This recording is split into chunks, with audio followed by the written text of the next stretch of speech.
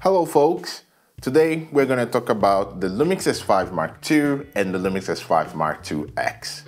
Those are completely wild and really wild rumors which hasn't been proven to be right or anything, and although it's really wild as a rumor, in some specs it makes so much sense, like it really feels thought out. But there are quite a few that are a little bit off, that of course I will point out which one they are. So before we start, there is a little bit of a chaos in the background. Just basically bear with me. I'm moving still in a couple of days, so there is still a lot going on, and I just want to put this video out and keep the algorithm moving, because we all know how YouTube works, right?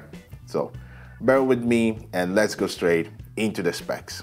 So the s1II and the s1II-X, it's said to have 34 megapixels and it's oversampling from 7K with a really minimum low rolling shutter. So what it means, this sensor is going to be stacked, which is really good.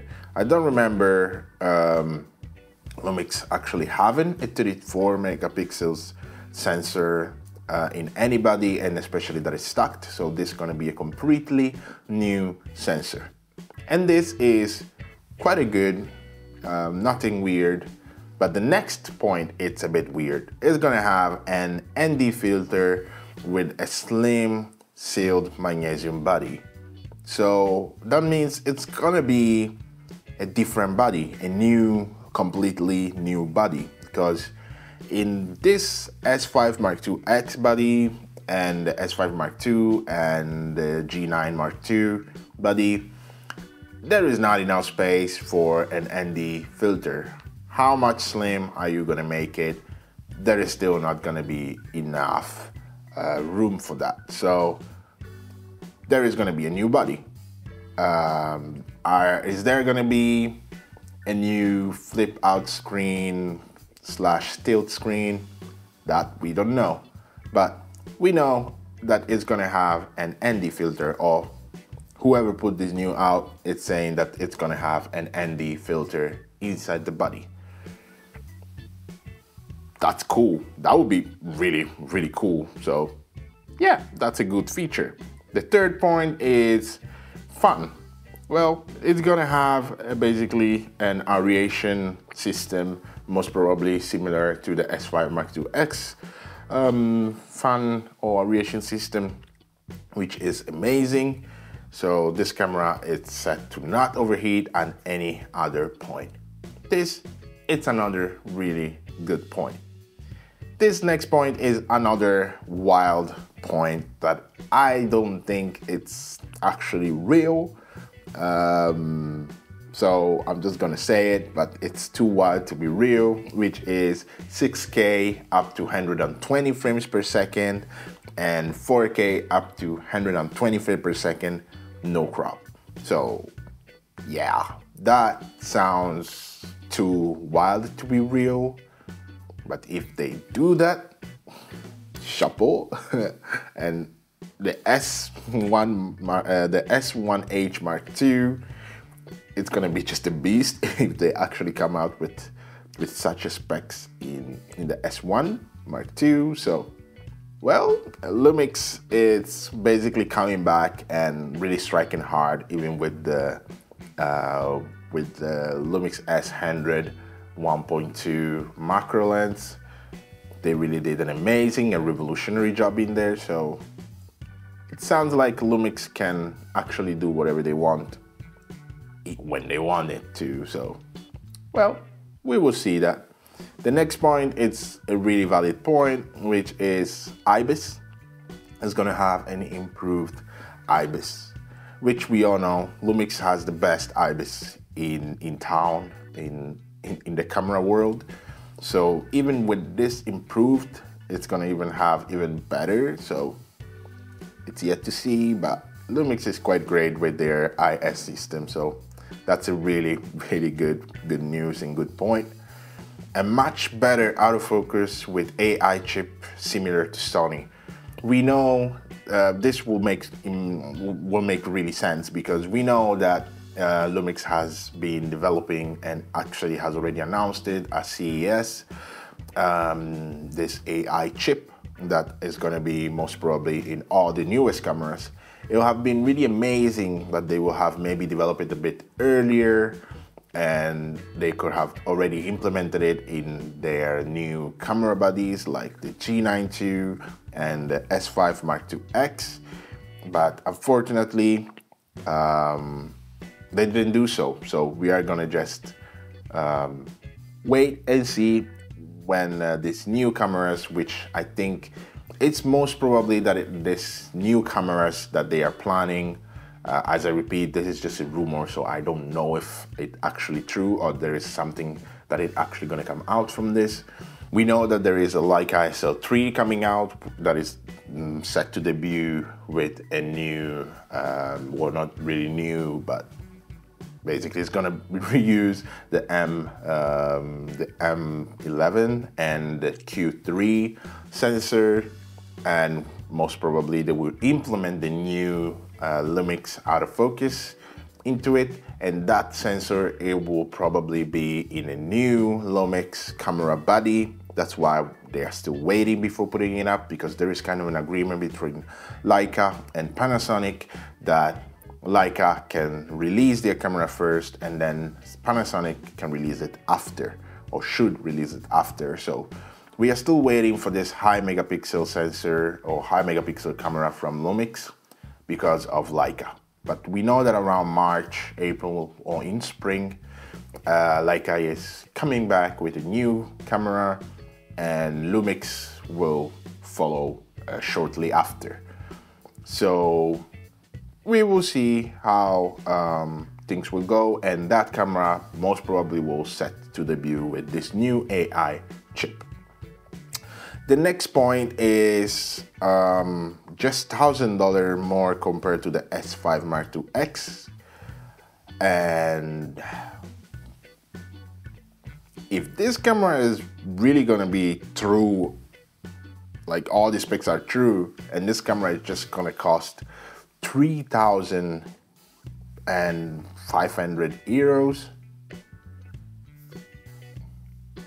I think Lumix is just going to steal the industry and just bump up to be the first one in the industry, because these specs are just too wild and impressive to be actually true. But everything is possible, and why not?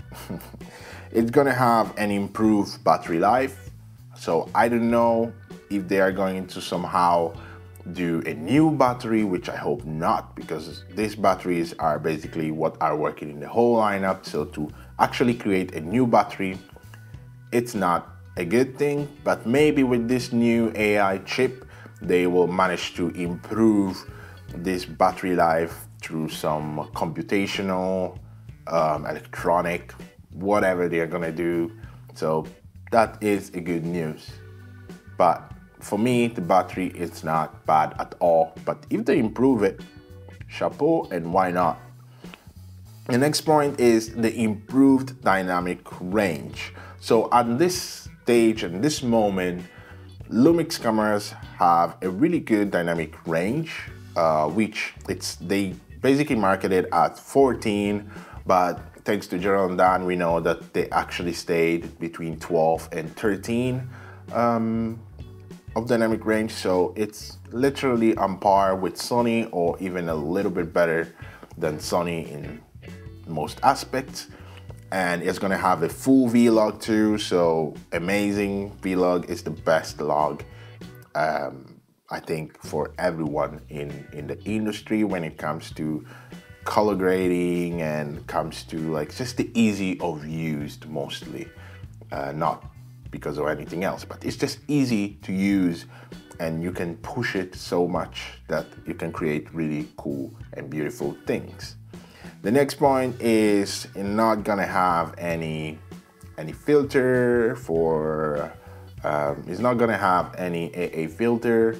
So unfortunately for our issues with Moray is still gonna be there. So we will have to deal with it until the s1IIX Mark II was set to come out, and we will all be super happy because we will finally have a sensor that is able to fight Moray. And it just says as a last point, very strong low light, improved low light with a lot of megapixels. So basically the megapixel is 34, we're gonna have a really good low light. That's good, that's nice, because the Sony a7 IV has a good range of low light, even with 32, I think, megapixels. So it's really good that Lumix wants to actually compete with that and actually release something that it's kind of gonna beat it too if the specs are this wild and they are gonna be true. And all of this, I got them from lrumors.com. That's where I get all my news from, and then I do my own research around the internet to see if I can find something and stuff like that. But I think it's good to give a shout out to them.